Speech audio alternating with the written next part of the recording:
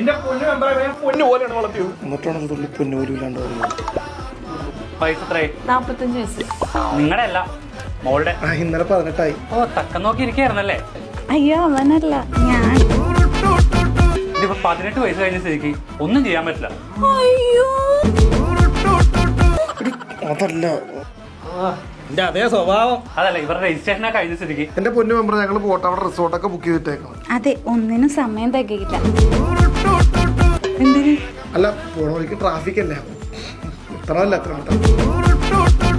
എന്റെ പൊന്നു മെമ്പറ, എനിക്ക് ആയിക്കൂടി ഒരു മോളേ ഉള്ളൂ. അതിപ്പോ എന്റെ കുഴപ്പമില്ല കേട്ടോ. പക്ഷെ ഞങ്ങൾക്ക് ഒന്നിനും നിർത്താൻ പ്ലാൻ ഇല്ല. ഞങ്ങള് തുടങ്ങിയില്ലല്ലോ. മെമ്പറെ, ഇവൻ ഒരു പ്ലംബറാണ്. അച്ഛാ, വർക്കിലല്ല ലുക്കിലാണ് കാര്യം. അയ്യോ, അപ്പൊ വർക്കില്ലേ? ഞാനില്ല റിസോർട്ടിലോട്ട്.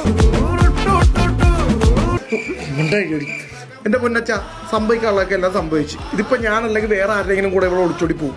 ഇതിപ്പോ നല്ലൊരു ചെക്കനെ കിട്ടിയെന്ന് വിചാരിച്ച് സമാധാനിക്കും.